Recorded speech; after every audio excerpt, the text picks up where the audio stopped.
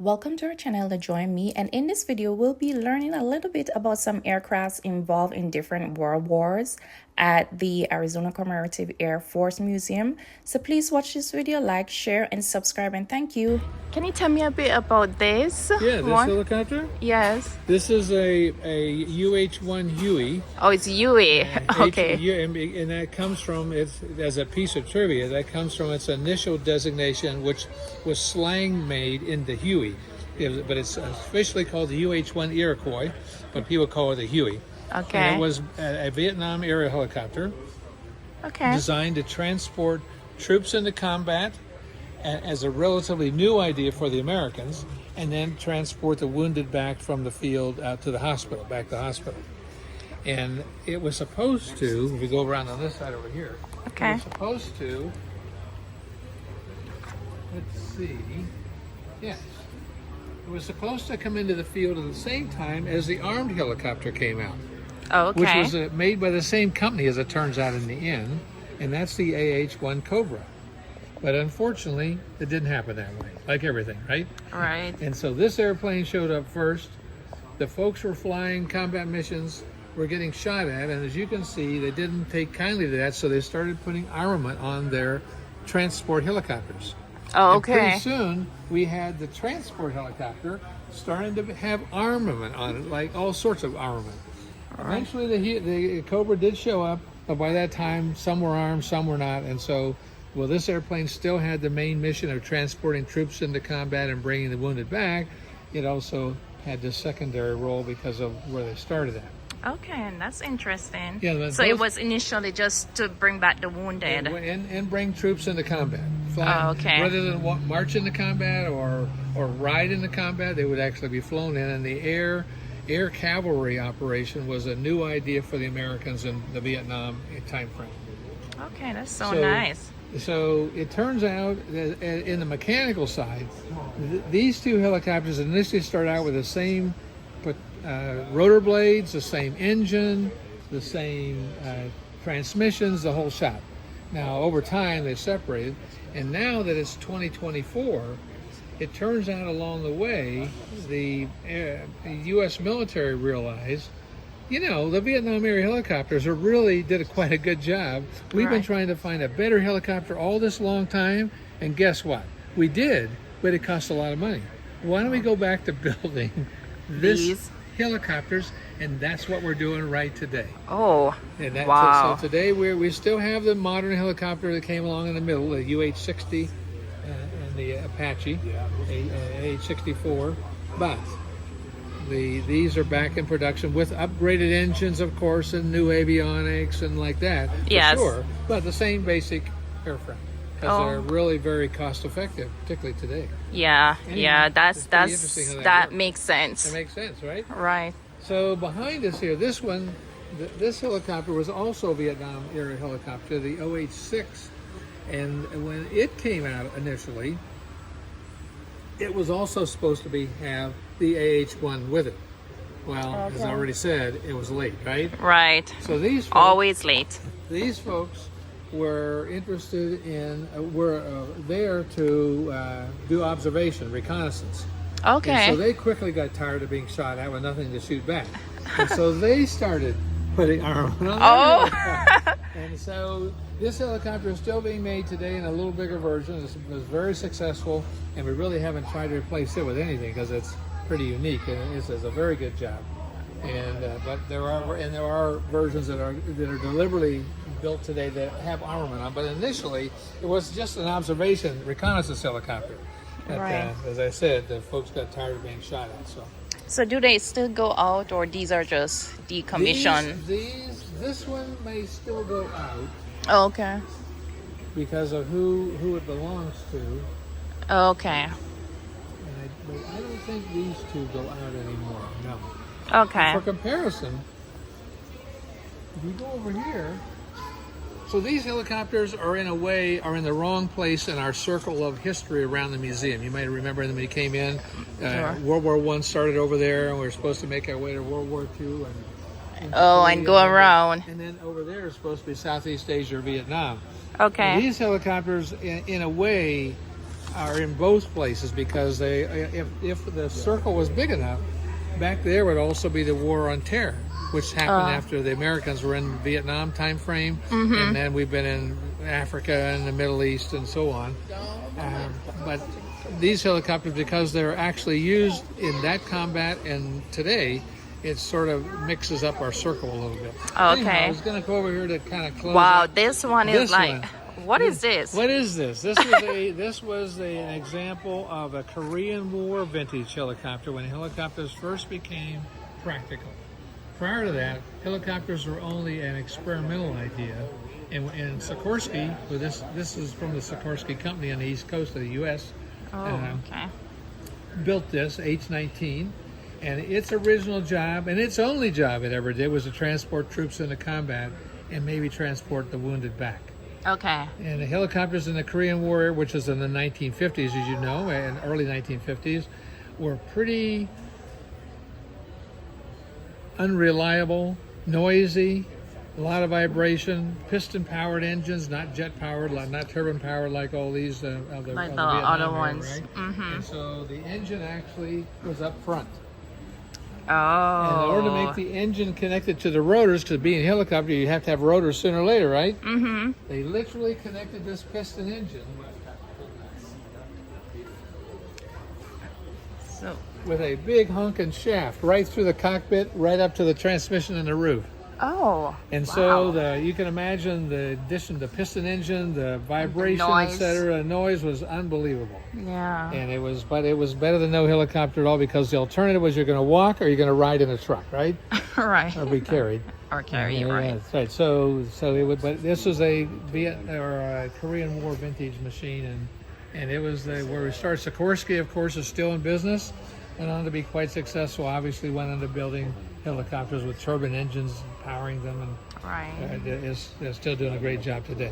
But anyways, this is really where, from a military point of view, helicopters for the Americans got into combat first, was with this. So when 15 years went by and we were now in Vietnam, and we had this generation come along, you can imagine folks who had been in that business all that time were really delighted. Yeah, this is, so how many would this carry? It's like huge. 6 or so, 7, maybe 8. Okay. And likewise, the Huey carries 8 or 12. Right. But this one is, I guess, because the engine is huge. Engine, yes, right. Yeah, it's so big. It is. This is actually a standard aircraft engine. They came off of World War II T6, which was the advanced trainer in World War II, the Texan. They simply turned it around and pointed the propeller shaft that way, and on the end of the propeller shaft they put a ducted fan, which is a set of propeller blades that can, in this case, pull air. And they simply pulled air in through these louvers, down through this whole assembly, forced the air to go over the cylinders to cool it, stole a little bit of the air for the carburetor, and you're running, right? Yeah. However, as I've already said, in order to make the rotor go, we had to connect this propeller shaft with that big shaft through the cockpit, right? Yeah, and go all the way up. All the way up. So where the turbine-powered helicopters have the engine on the roof, the transmission's on the roof, the whole shaft, this helicopter obviously has the engine right here. Right here. Wow. So somehow you got to hook them together, and that's what they did. This is clear in the World War II era. It was a Navy airplane, so the wings fold up to be on an aircraft carrier and save space. This airplane was the type that our first President Bush flew and was shot down in. Oh, really? And so he was a Navy pilot and in the Pacific. Oh, that's in World War II, there. Yeah. There's a blurb. Yeah. This is actually a new poster scheme. Cool. Yeah. That's interesting. Yeah. So this has a bigger rotary engine, another just a World War II rotary or a radio engine, as it's literally called, radio engine. And it's just a bigger size of what's in the helicopter. And fortunately for U.S. and military aviation development, the radio engine design came along in the 30s and was scalable. You could have smaller ones, bigger and bigger.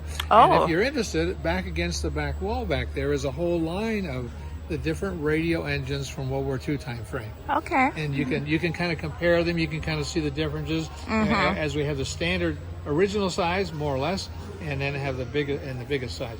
So, anyways, this is an R2600 and powering the Avenger. The Avenger weighed about 18,000 pounds, and the engine put out around 17 or 1800 horsepower, which is of course, translates to power to weight ratio. The bottom line is, this is a chunky airplane. We're not going to set any speed records. Yeah. We're not going to be real maneuverable, but we're going to be able to carry a torpedo or two and drop it on hopefully submarines and ships, as the case may be. Okay. Anyways, I know. So I guess I need to go, in order to go up and go inside, I would have to do the tour. Cockpit tour, yes, right. But in this airplane, you can peek in the back where the third crew member sat on your own. We can go back here together. Yeah, it's just so chunky. You have to walk around. It is. So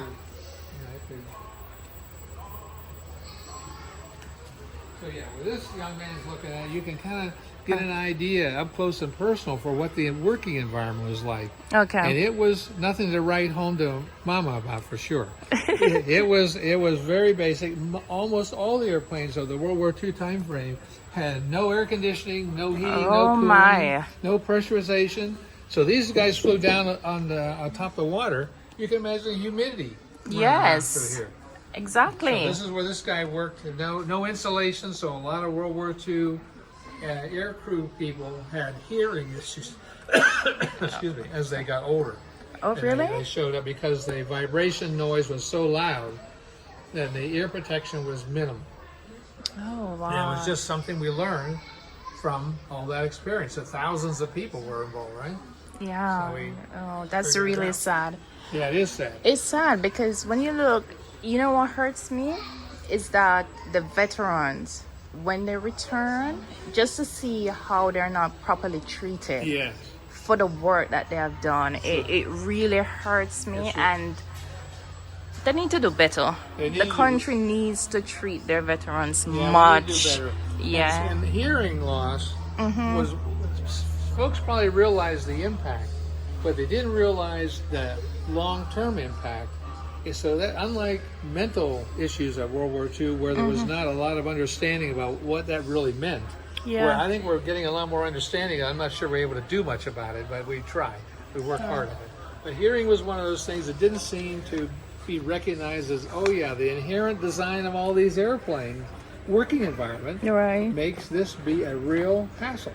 Oh, yeah. Anyways, Bush's two crew members did not make it out. He was able to bail out, but they didn't make it out. Which you can see that if I'm going to get out of this thing with my parachute on, etc., and the hole is only this big, and there's no ejection seats, or the gunner is that going to do that up on top. Right. So there may be some things that won't go right all the time, and unfortunately, that was very true. So that was one of the other things we learned about in World War II was, how do you design aircraft so the humans can leave them and survive, right? And survive. Make it to live another day, fight another day. Right? Yeah. So anyways, this is a TBM that's pretty chunky. It's really nice that they have improved we the really design. have, and it's great. Yeah, it's not perfect because it's still combat. There's still going to be losses, and that's just the way it is. Yeah, this airplane has an interesting history. This is an airplane that was first used. This is an airplane off the production line as a light airplane in World War II in the 30s and the 40s. Okay. And they took it because they had a problem with the fighter bombers airplanes, the planes we're using to drop bombs on troops, were starting to go faster and faster, and the ability for the pilots to see the right targets and not the wrong targets, namely our friendlies, was getting to be more difficult. So someone said, hey, why don't we put another airplane in the air that can fly a lot slower, have someone in who's there to manage the battlefield, air battlefield, point out the real targets from not the real targets, and help guide the fighter bombers into the targets. And so the forward air controller mission was generated. Oh, okay. And this job is still going on today. In different forms. So Korea had bigger versions of this airplane and had the T6 doing that as well.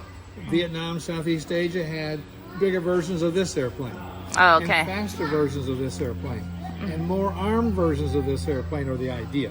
Yeah. And even Ooh. use the F4 as forward air control airplanes. You know that jet that you came in the door with? It was on the right side of the door. Okay, yeah. That was used in high threat areas, and the problem was always the same problem. How to tell the good guys from the bad guys, how to manage the airspace so that the fighter bomber pilots could get the right ordnance on the right target and not the wrong target. The wrong And ones. which we call friendly fire incidents or accidents, and when it makes the press, which the Americans are really keen, and the whole military is really keen on. That's not what we want to do, guys. Yeah. We want to avoid that happening at all costs if we possibly can. Well, as we got into the Vietnam area, now the war on terror, the problem became not only that problem, but how do you find the good civilians separated from the bad combatants that are mixed in right with them in the same stupid place, right? And so that was another problem. Well, today things that continue to evolve, and today we still use some fighter aircraft for forward air controller role, but we also use a lot of drones for that job. So you'll see, you'll hear about the Predator drone, the Reaper drone. Yeah. Some of them carry ordnance, but part of what they carry is just a lot of sensors in there. Oh. The problem is still the same problem. It's gotten worse and worse because of the way combat has been done. Yeah. Yeah. Anyways, this was an Aranca champ in his civilian life, and they just took it off the line. And so the problem with the forward air controller mission was always how many people, how many radios, and what kind of ordnance do you put on the airplane? Oh. In this airplane, when this era, it was no ordnance, maybe except for smoke bombs, only a few radios and one person, or maybe two, because the thing grosses out at 1,600 pounds. It has an empty weight of 900 pounds or so. So you can do the math to see we got to put fuel and people, and how much can you get on here, right? Yeah, And not so, much. So as time went on, we got bigger airplanes to do the job because now we can have a little more flexibility and number of radios. And radios are important because that's the way we talk to communicate. and airplanes and all sorts of things. So it's just another era. So this is the Korean War time frame over here.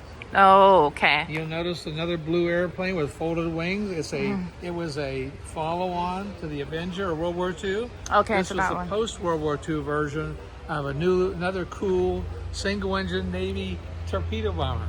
What could go wrong, right? And so the Navy seemed like they had a whole series of single-engine attack aircraft that they were trying to figure out what you could do with that type of form factor and the number of people you had to haul and so forth. Anyways, you're just working your way around the circle. So all of these right here was Korean, This is Korea, right? And this is the Korean time frame. Okay. And then the Vietnam time frame, really, or Southeast Asia is what it really should be stated. Starts from there on over to the end of the wall. Okay. So back in that corner over there, you haven't seen it yet, is a WASP exhibit. The Women's Air Force Service Pilots is an exhibit. Oh, okay. The Tuskegee Airmen is an exhibit back there. And both of those were a military experiment on what's outrageous. The one idea was an outrageous idea that women could fly airplanes. How's this going to work, right? And the other idea was that black folks could fly airplanes, and of course, they each came out to be really, really successful. So what year was this one? This is post-World War II, so this is a Korean War vintage. So this is a 1949. Korea started in 1950. Okay. So, and this was flown, this actual airplane was flown by a guy named Stockwell.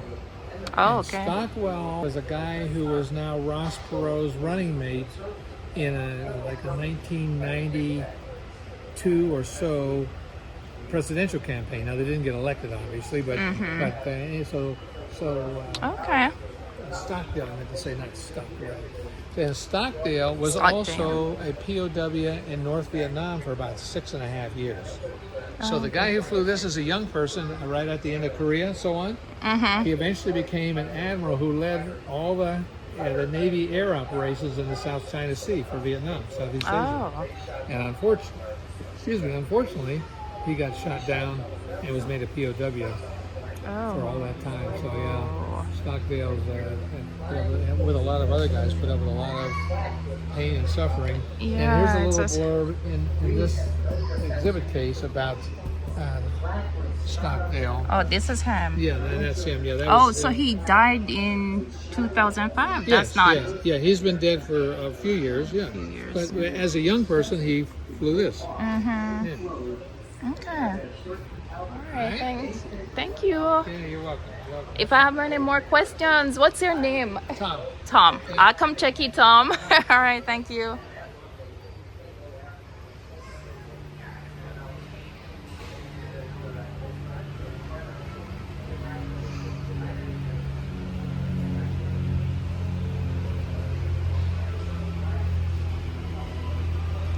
These are missiles, warhead missiles. Navy VS-27.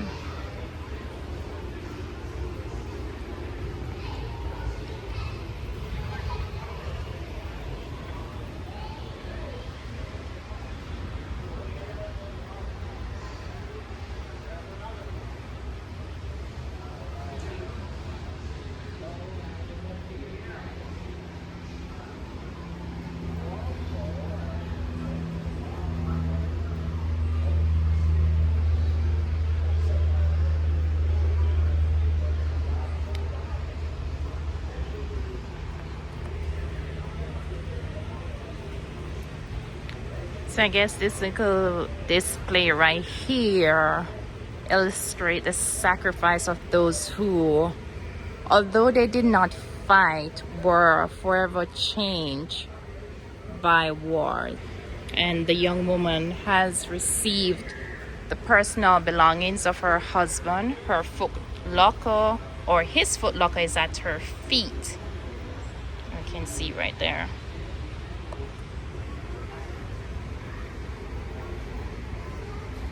So a lot of time, it's not only the soldiers or the Marines or those who are in battle or going out to war suffer. We have to remember the wives, the parents, the children, the grandparents, just, you know, the family member, the friends of